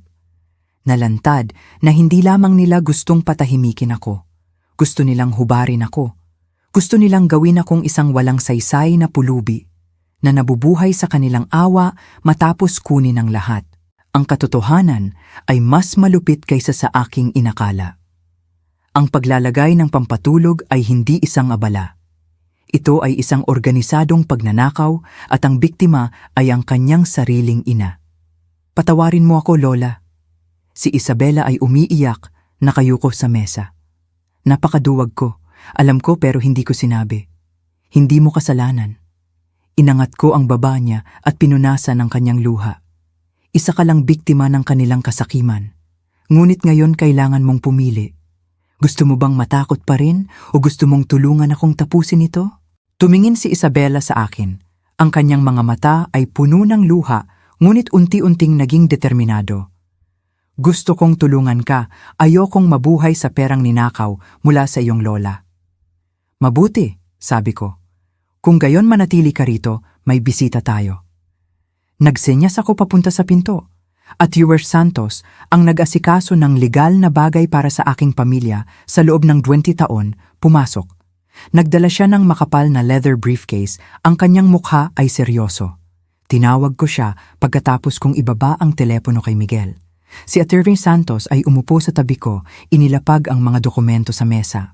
Maria, sabi ni Ati Santos, sumulyap kay Isabela at pagkatapos ay sa akin.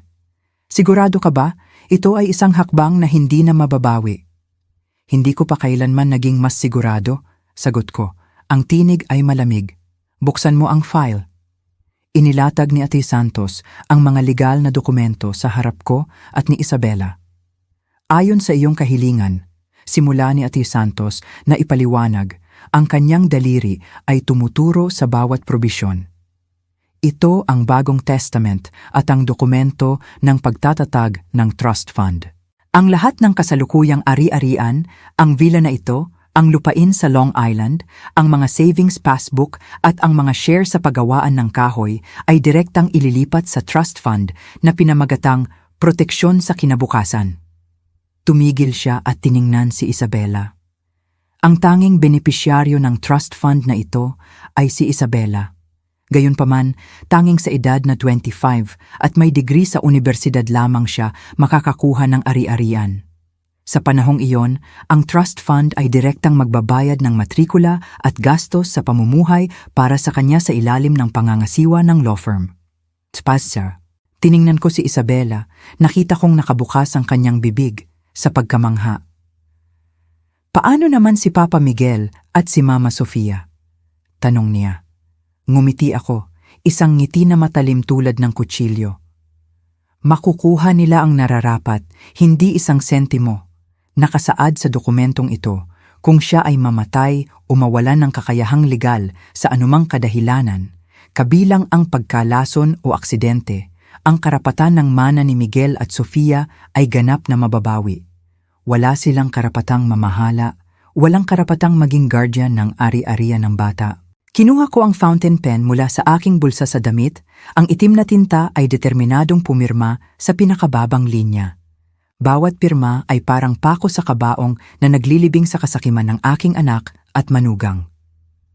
Pirmahan mo ito bilang patunay, Atty. Santos.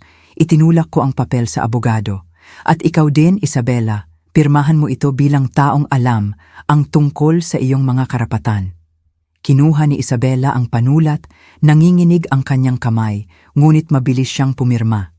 Ang kanyang sulat kamay ay nasa tabi ng sulat kamay ko. Isang alyansa ang naitatag. Dalawang maglola, isang matanda at isang bata, ay magkatuwang na lumalaban sa pagkabulok ng henerasyon sa pagitan. Tapos na, sabi ko, isinara ang takip ng panulat.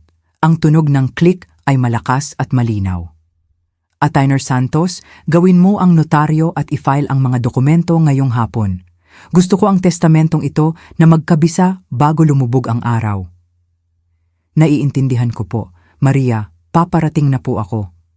Mabilis na inayos ni Atimer Santos ang kanyang mga gamit at umalis na parang hangin.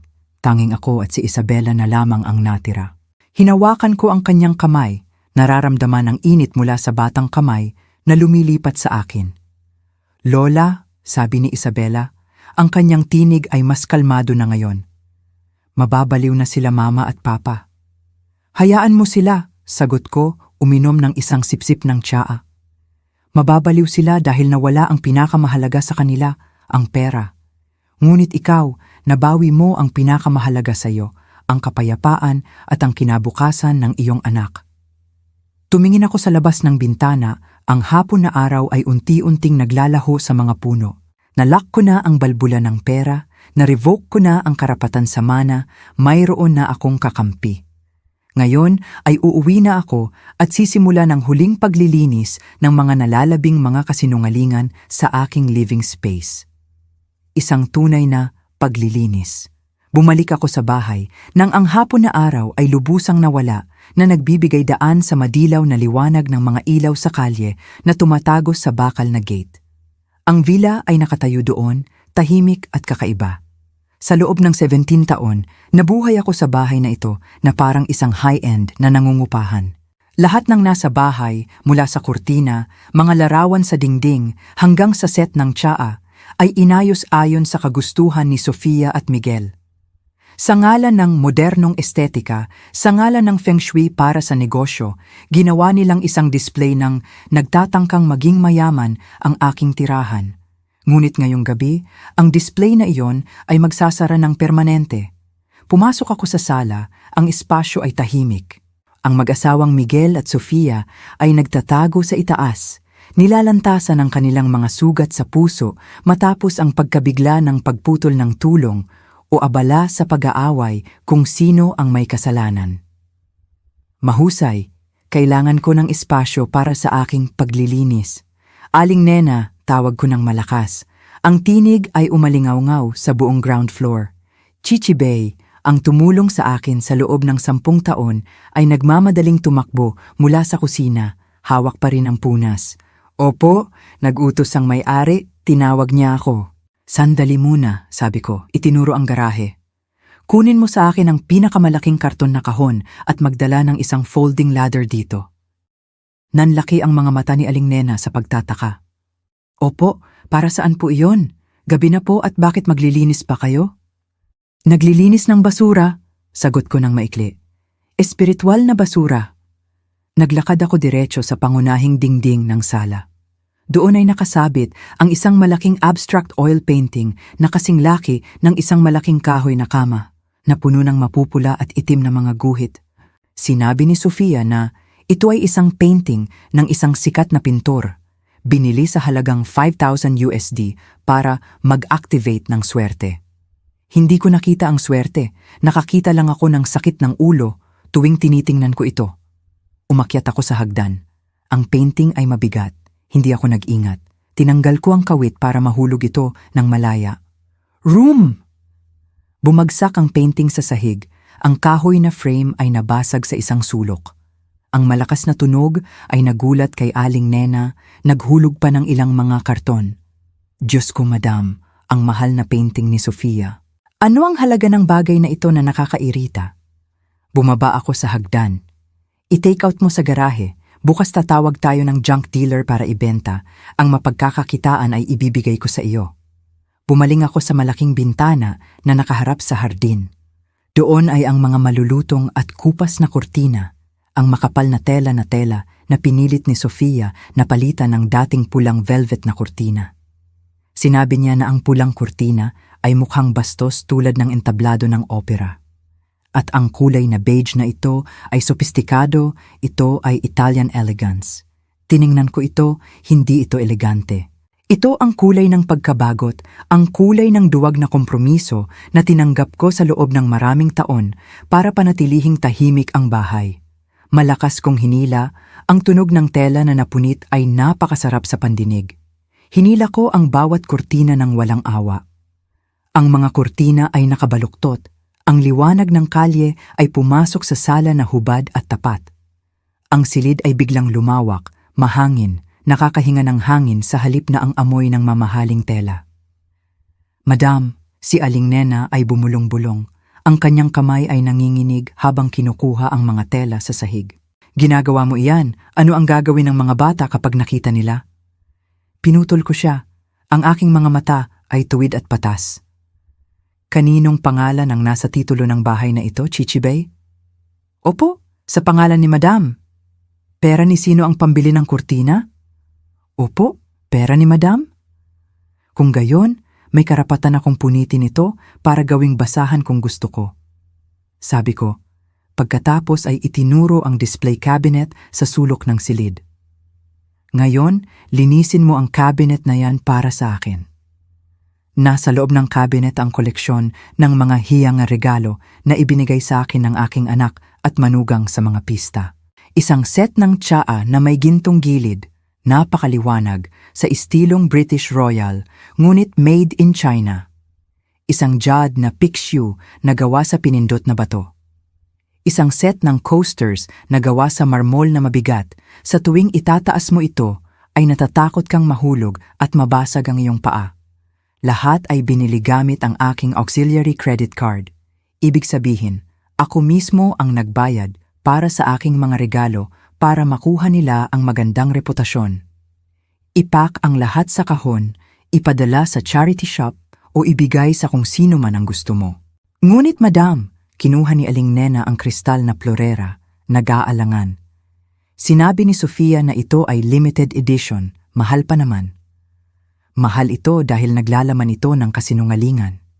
Lumapit ako at kinuha ang florera mula sa kamay ni Aling Nena at matatag na inilagay sa karton.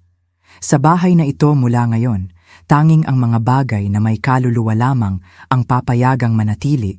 Ang mga bagay na walang kaluluwa ay aalis. Kinabukasan, ang pagbawi sa teritoryo ay nagpatuloy sa hardin. Tinawag ko ang hardinero, si Mang Tasyo, ng maaga.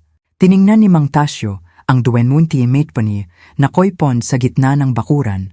Ang kanyang mukha ay napipilipit. Ano ang gagawin ni Madam Maria sa pond na ito? Talagang gusto ni Miguel ang mga isdang ito. Araw-araw ay pinapakain ko sila ng imported na pagkain na nagkakahalaga ng ilang daang piso bawat kilo. Tiningnan ko ang mga matatabang isda, malabo na lumalangoy sa tubig na na-filter ng 24/7 na bomba. Bawat buwan ang bayarin sa kuryente para sa pond na ito ay kumakain ng halos 3,000 PHP mula sa akin. Gusto ni Miguel na panoorin ang mga isda, ngunit hindi niya kailanman nilinis ang tangke. Gusto niya ang marangyang libangan, ngunit ako ang nagbabayad ng bill at gumagawa ng trabaho. Kunin mo lahat ng isda, sabi ko itinuro. Ipabenta mo sa isang tao, kung magkano man ang makuha, itago mo para pambili mo ng tsaa, pagkatapos ay itapon mo ang pond na ito. Nasindak si Mang Tasyo. Itapon? Sayang naman, 1 bilyong piso ang ginastos sa pagtatayo. Hindi ako nagsisisi sa gastos, nagsisisi ako sa katahimikan ko. Pipilitin kong takpan ito ng lupa.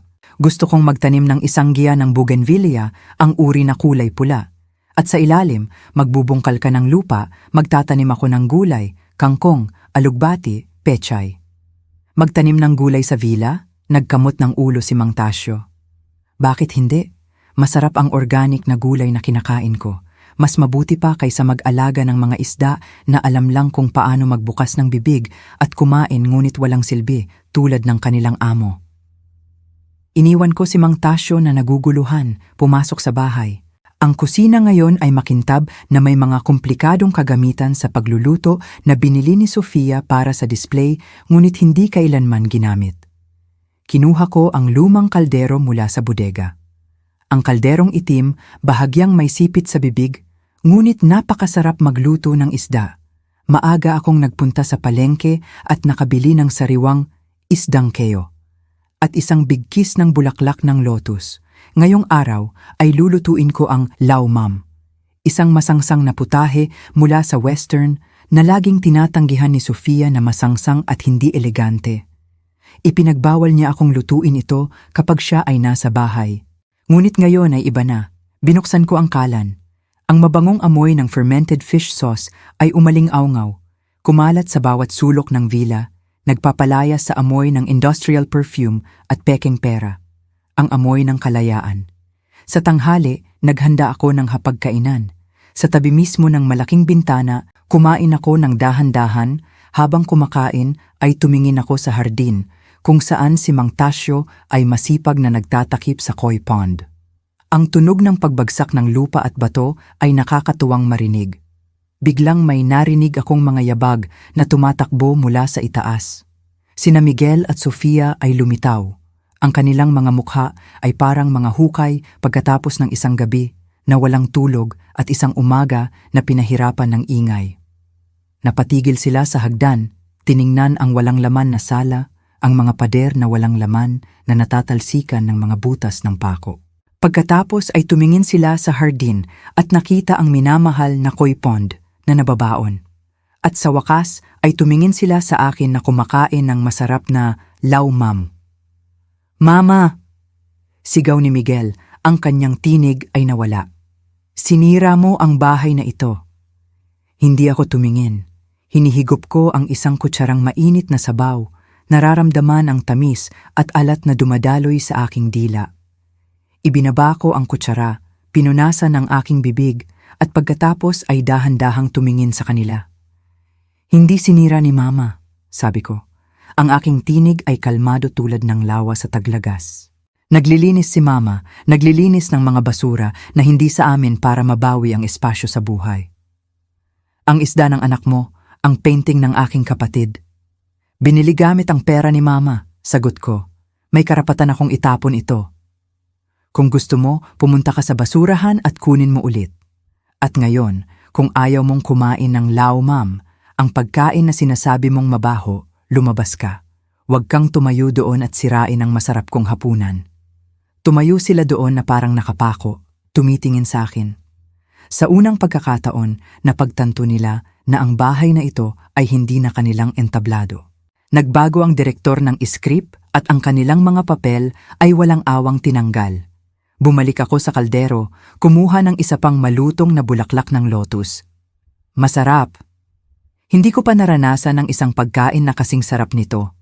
Ang kalungkutan na ito ay hindi nakakatakot. Ito ay isang pribilehiyo. Ang kapayapaan sa villa ay naitatag lamang ng wala pang isang linggo nang magsimula ang unang counter-attack ng kalaban. Hindi ito isang direktang pag-atake.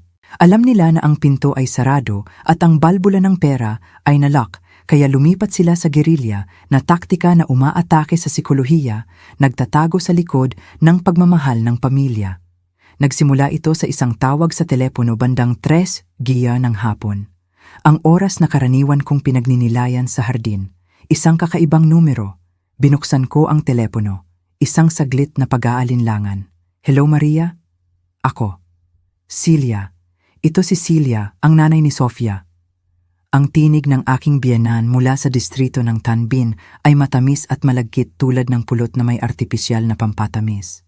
Si Aling Celia ay isang babae na buong buhay niyang nabuhay sa pamamagitan ng maliit na real estate na negosyo, palabirong dila na eksperto sa pagpapalit ng puti sa itim.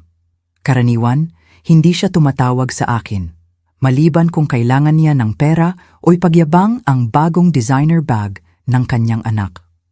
"Hello, Aling Celia," sagot ko. Ang tinig ay malamig. "May problema ka ba?" "Oh, para mo akong estranghero." Ngumiti si Aling Celia nang may pagpapanggap, ang kanyang tawa ay nakakakilabot. Narinig ko ang mga bata na nagsasabing nagkaroon ng kaunting kaguluhan sa inyong bahay. Umuwi ang aking Sofia sa amin na umiiyak ng malaki. Sabi niya, nagalit ang kanyang biyenan, pinutol lahat ng pera at tinulak siya palabas. "Maria, tinawag ko para maayos natin ang relasyon natin bilang mga ina. Naiintindihan mo." Ngumisi ako. "Ang bata na nagkakamali. Ang anak mo ay 35 taong gulang na." "Aling Celia," sabi ko ng dahan-dahan, "ang anak mo ay hindi bata, siya ay matalino. Matalino hanggang sa alam niyang maglagay ng pampatulog sa tubig ng biyenan para buksan ang safe. Tinatawag mo bang pagkakamali ang kilos na iyon?" Ang kabilang linya ay natahimik sa isang sandali. Alam niyang nahuli ko siya, ngunit agad na lumitaw ang kanyang likas na pagiging tuso. Pinalalaki mo lang ang isyu, ang tinig ni Aling Silya ay tumaas ng bahagya, nagpapanggap na nasasaktan para sa kanyang anak. Nanumpa si Sofia sa akin. Ito ay gamot sa utak. Nakita niyang madalas kang makalimot o mag-alala kaya binili niya ito para sa iyo. Sadya lang na medyo sobra ang dosis, ngunit hindi siya maglalakas loob na saktan ka. Tingnan mo, aksidente rin siyang uminom. Aksidente? Isang napakabihirang aksidente lamang. Aksidente sa trabaho. Ang kanyang bibig ay hindi sinasadyang nagbunyag ng tunay na kalikasan ng kanyang anak. Gamot sa utak na nagpapalabas ng bula sa bibig ng iyong anak, natutulog ng mahimbing 2 araw bago gumaling. Maria, sabi ko ng matalim. Kung naniniwala ka na ito ay gamot sa utak, bumisita ka sa akin minsan, gagawa ako ng isang baso na kapareho niyan. Maglakas loob ka bang inumin? Maria, Maria, bumulong si Aling Silya, ang kanyang tinig ay nagsimulang manginig. Gusto ko lang ang kabutihan ng 2 pamilya. Mali ka na, nabubuhay mag-isa sa malaking bahay na iyon para maging malungkot. Patawarin mo ang mga bata para sila ay makabalik at maging masaya. Ang pamilya ang pinakamahalaga, Maria. Oo, ang pamilya ang pinakamahalaga. Pinutol ko siya. Kaya nga kailangan kong linisin ang basura sa bahay para protektahan ang altar. Aling Silya, ang huli kong sasabihin. Dalhin mo ang iyong anak pauwi at turuan mo siya. Turuan mo siyang maging tao bago mo turuan siyang gumastos ng pera ng iba. Huwag mo na akong tawagan, abala ako sa paggastos ng aking pera. Pinutol ko ang tawag at ni-block ang numero. Ang pakiramdam ng kasiyahan ay kumalat sa aking dibdib. Ang unang depensa na pader ay nanatiling matatag, ngunit hindi sila madaling sumuko. Makalipas ang 2 araw, dumating ang pangalawang pag-atake. Sa pagkakataong ito, tinamaan nila ang paulit-ulit na kahinaan ng mga babae, ang pagiging malambot sa mga regalo. Malalim na pagbati. Tumunog ang doorbell. Tumingin ako sa camera, isang courier na may hawak na malaking bouquet ng bulaklak, napakalaki na halos matakpan ang kanyang mukha. Para kay Madam Maria? Ang courier ay humihingal.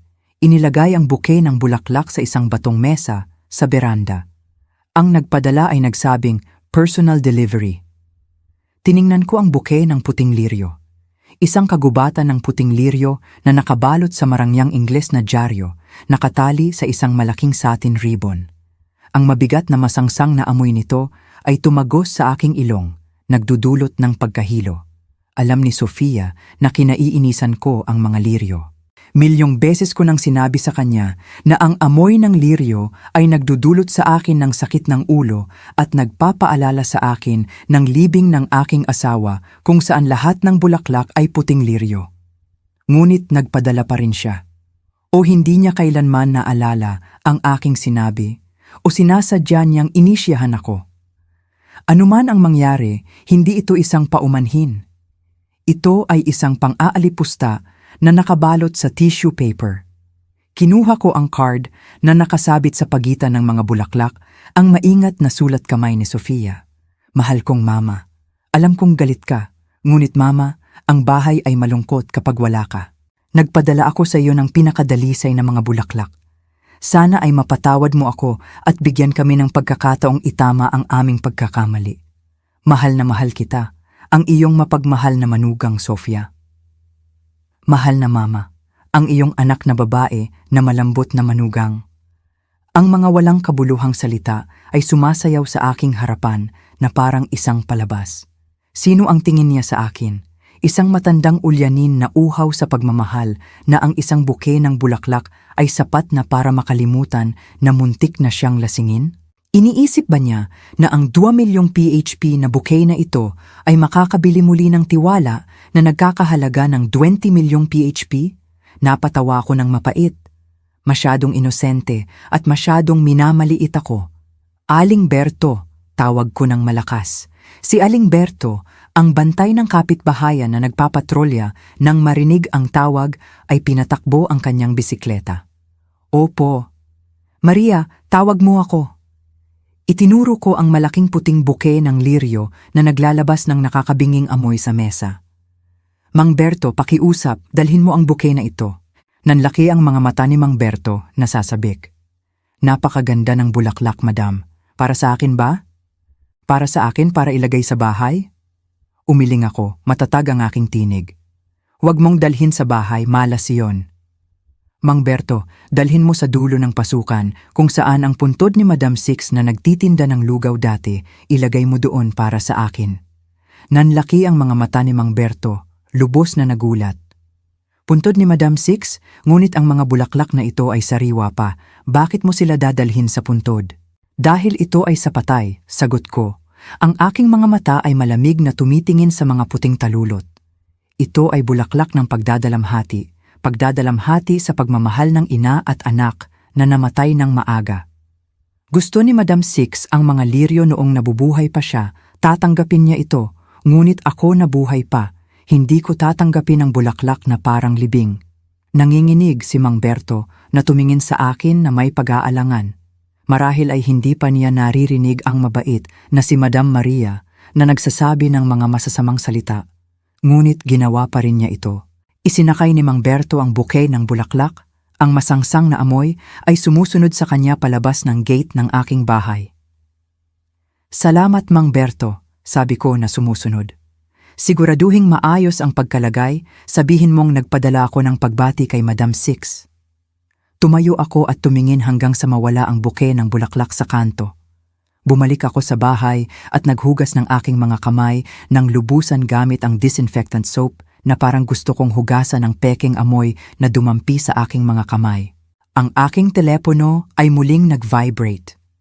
Isang text message mula kay Sofia. Sigurado siyang natanggap ko ang bulaklak at umiiyak sa pagpapahalaga. Natanggap na ba ni Mama ang bulaklak?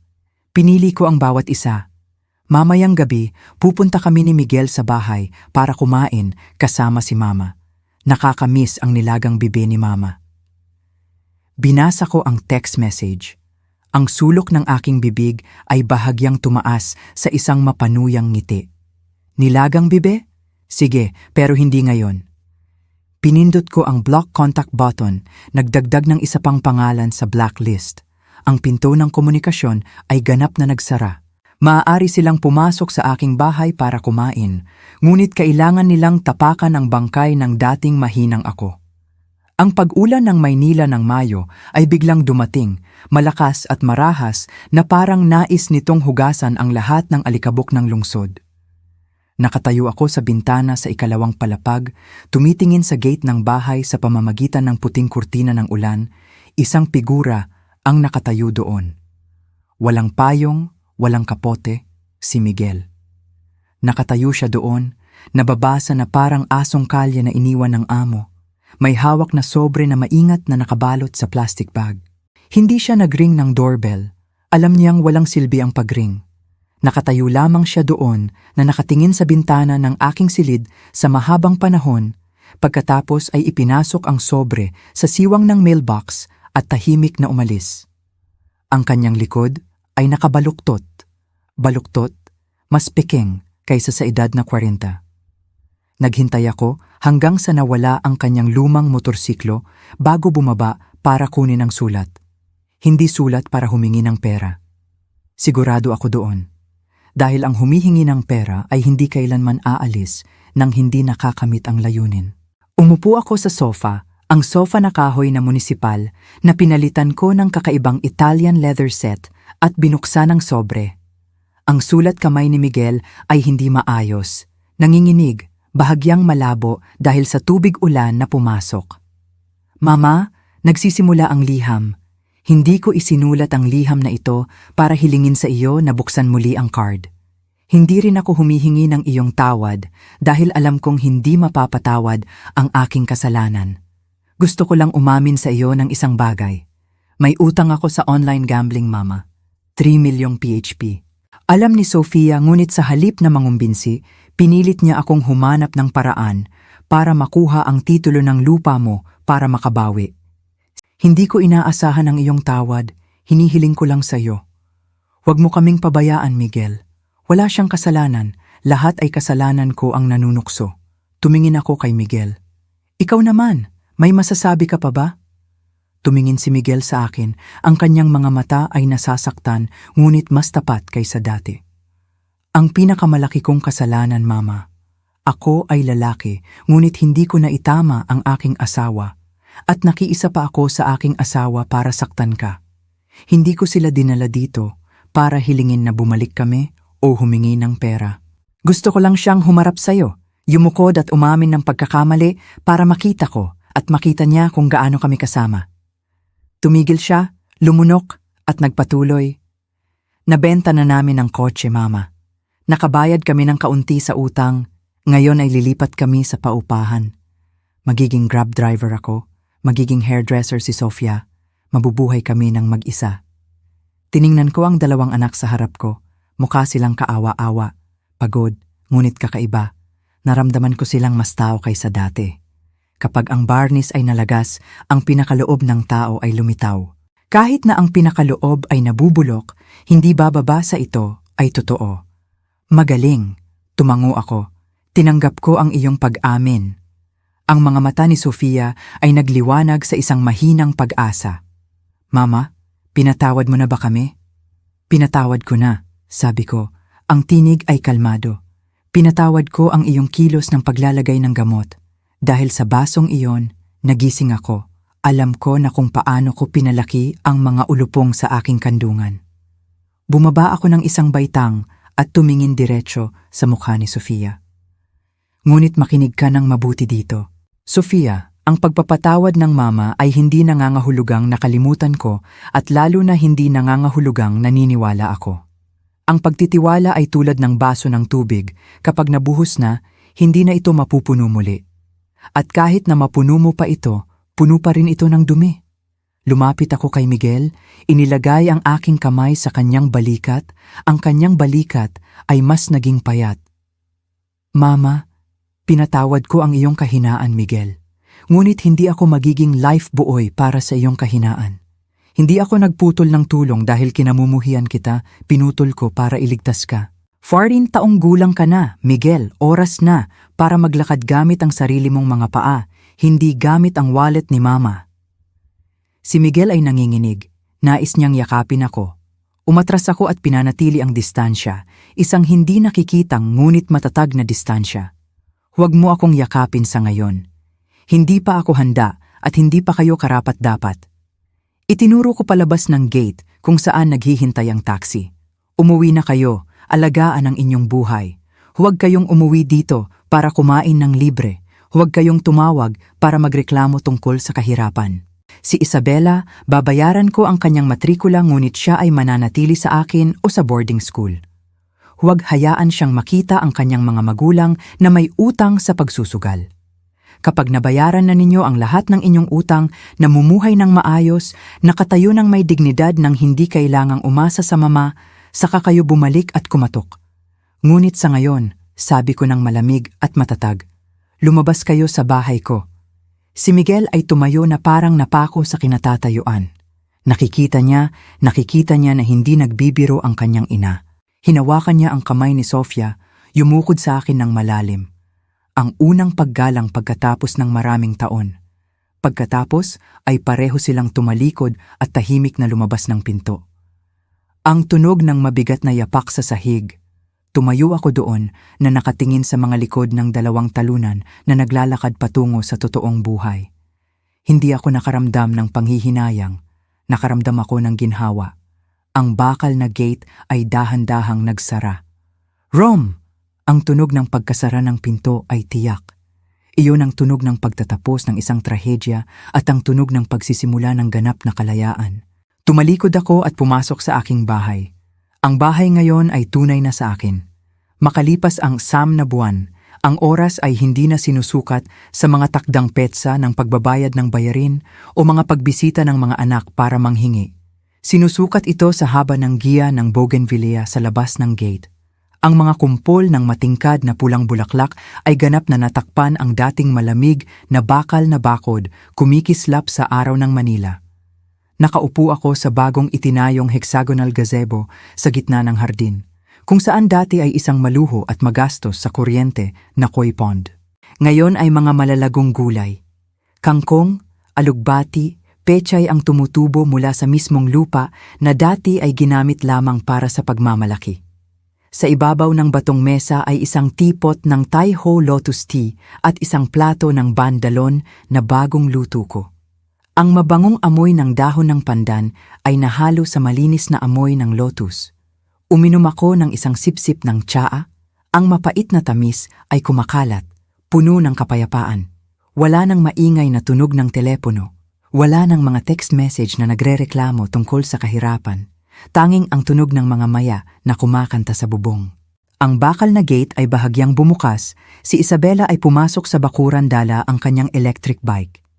Maingat niyang ipinarada ang kanyang bisikleta at pagkatapos ay tumakbo papunta sa gazebo.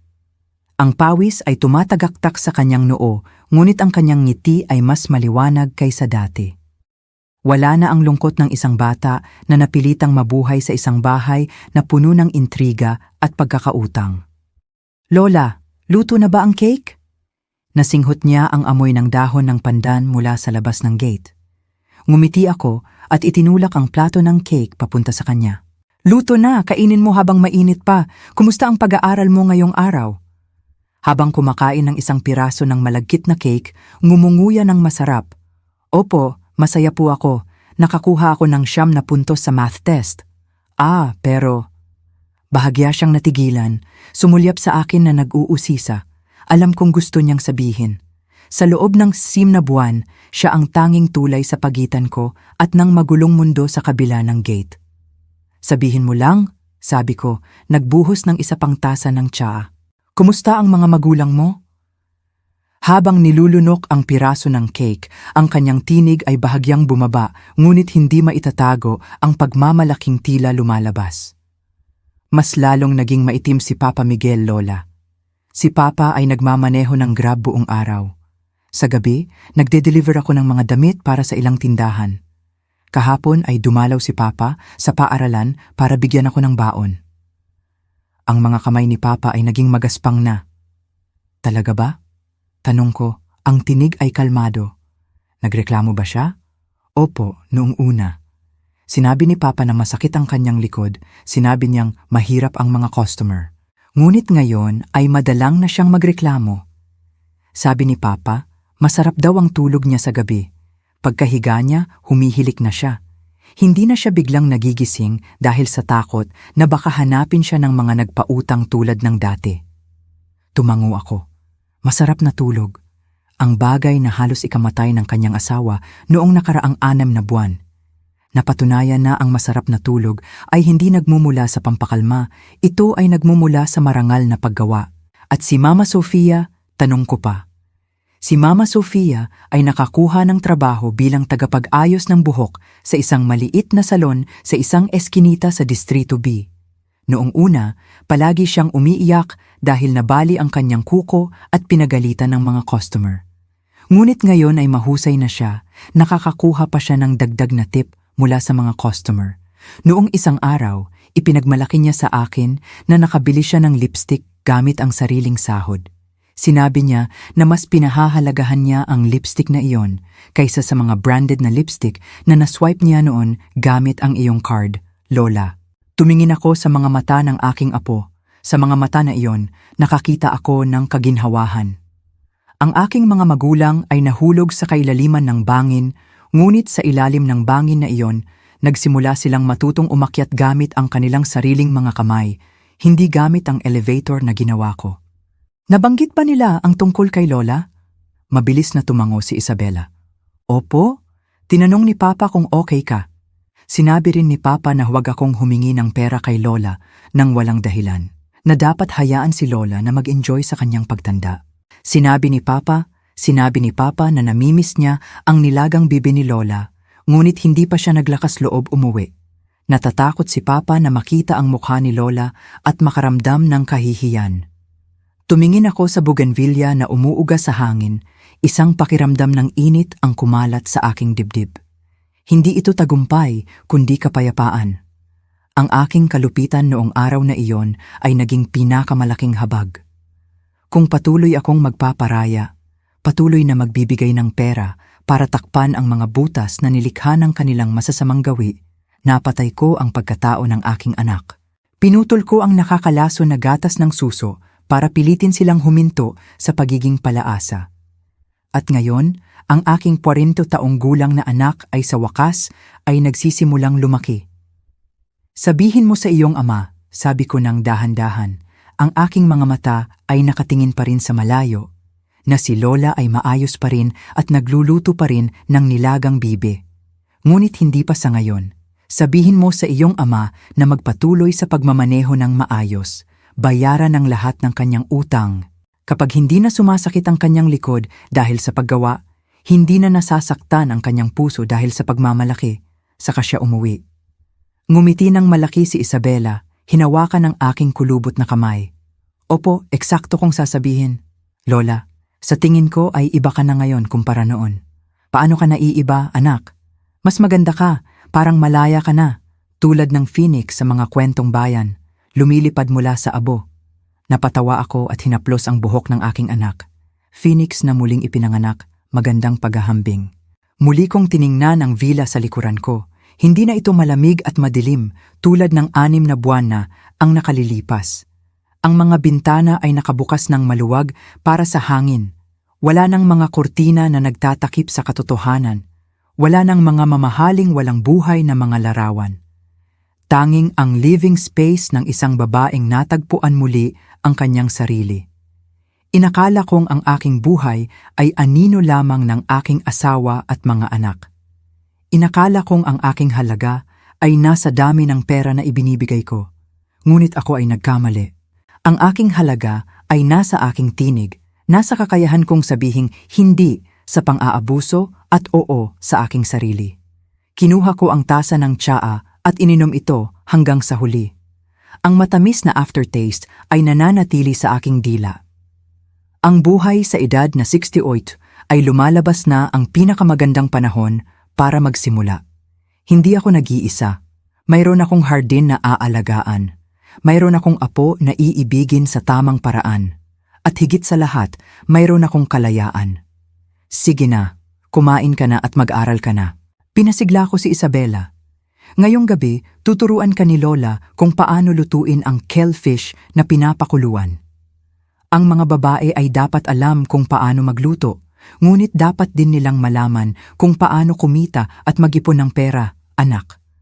Huwag kang kailanman umasa sa kahit sino, kahit sa iyong magiging asawa sa hinaharap. Opo, naalala ko na. Ginawa ni Isabela ang isang militar na pagbati at tumawa ng mahina. Nagpaiwan ako mag-isa sa gazebo. Ang hapon na araw ay unti-unting naglalaho na nagbibigay daan sa lila na paglubog ng araw. Nagsara ako ng aking mga mata, huminga ng malalim, ang malinis na hangin ng kalayaan. Ang mapagpasyang baso ng tubig ay hindi ako napatay. Ginising ako nito. Hinugasan nito ang kahinaan upang ipakita ang hiyas ng pagpapahalaga sa sarili na masyadong matagal nang nakabaon. At alam ko na mula ngayon, walang sino man ang makakapilit sa akin na manahimik. Ang kwentong ito ay isang matalas na babala sa ating lahat. Na ang pagmamahal na walang paggalang ay tanging bulag na pagpapaubaya. Na ang pera ay makakabili ng kaginhawahan, ngunit hindi kailanman makakabili ng tunay na pagmamahal ng pamilya at higit sa lahat, hindi pa huli ang lahat para magtakda ng mga hangganan sa iyong buhay. Sino ka man, gaano ka man katanda, huwag mong hayaang maging biktima ka sa sarili mong tahanan. Maglakas loob kang magsalita, maglakas loob kang bumitaw dahil ang katahimikan minsan ay hindi ginto kundi isang lason na pumapatay sa iyong kaluluwa. Salamat sa inyong pagsubaybay sa paglalakbay ni Maria upang muling makuha ang kanyang tinig. Kung ang kwentong ito ay nakaantig sa iyo, ibahagi ito upang maipalaganap ang mensahe ng pagpapahalaga sa sarili at ang halaga ng tunay na pagmamahal ng pamilya. Paalam at magkita-kita tayo sa mga susunod na kwento. Ang kwento ni Maria ay isang malalim na babala tungkol sa mga hangganan sa pagmamahal ng pamilya. Ang bulag na sakripisyo ay hindi nagbubunga ng pagmamahal ng pamilya, kundi nagpapataba lamang ng pag-asa at walang hanggang kasakiman. Ang pinakamalaking aral dito ay ang halaga ng pagpapahalaga sa sarili.